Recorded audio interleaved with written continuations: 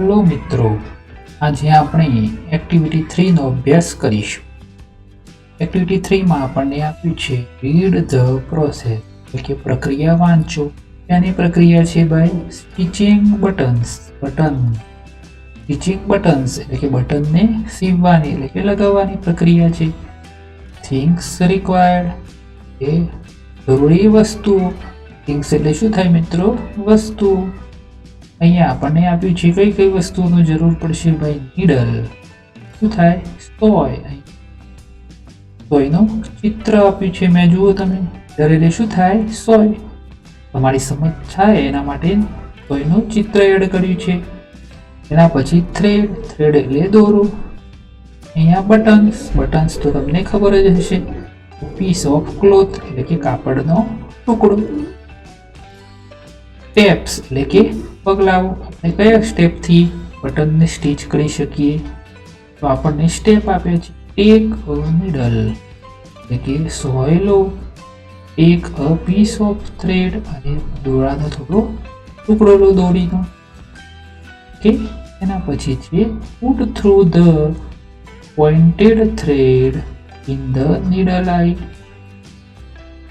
Needle eye એટલે શું થાય ભાઈ? સોય હોય, સોયની જે કાણામાં આપણે દોરો પરોવીએ, અંદર દોરો લગાવીએ એને શું કહેવાય? Needle eye. સોયની પાછળ જે હોલ આપેલો હોય છે એને શું કહેવાય ભાઈ? Needle eye.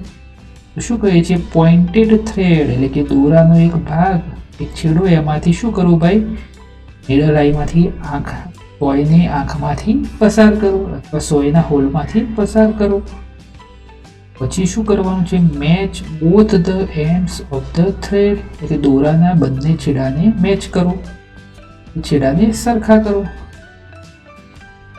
પછી શું કરવાનું? Make a note. પછી ત્યાં શું કરો? ગાંઠ બનાવી દો.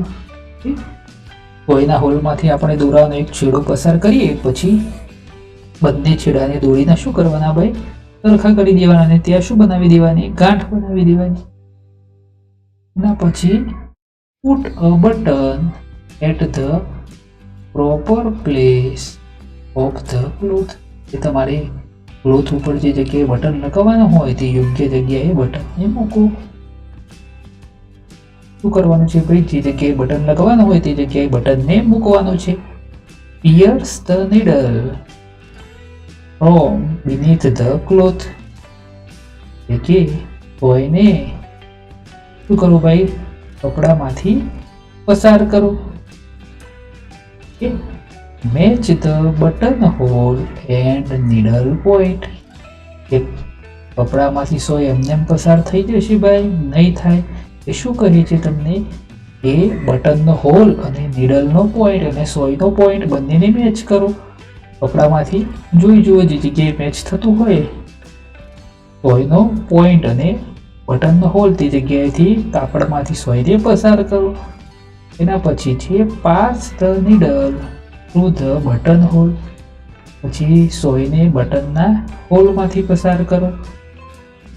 Stretch the needle to the full length. બટનના હોલમાંથી સોય પસાર થઈ જાય તેને પછી શું કરો? સોયને તેની પૂરેપૂરી લંબાઈ સુધી ખેંચી લો. સ્ટ્રેચ એટલે ખેંચવું. પછી શું છે ભાઈ?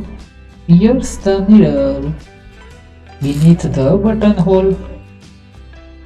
બોલો મિત્રો, શું કરવાનું છે? Pierce the needle between the button hole.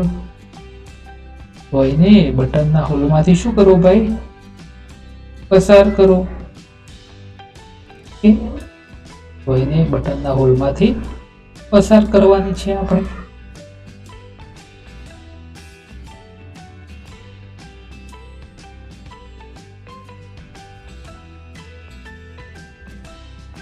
પછી pierce it upward and downward for 3 to 4 times. પછી શું કરવું? એને 3 થી 4 વખત ઉપર અને નીચે એમ શું કરવું ભાઈ? પસાર કરો. In the end અંતે શું કરવાનું છે? bring the needle beneath the cloth. અંતે સોયને ક્યાં લાવો ભાઈ?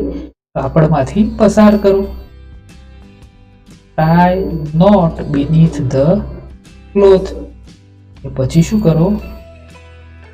કપડાને પસાર કરી અને પછી શું કરો, ટાઈ એટલે બાંધો, ગાંઠ બાંધો. કપડામાંથી પસાર કરી તે શું કરો, ગાંઠ બાંધો. એન્ડ કટ ધ થ્રેડ, અને દોરીને કટ કરી દો એટલે કે કાપી દો.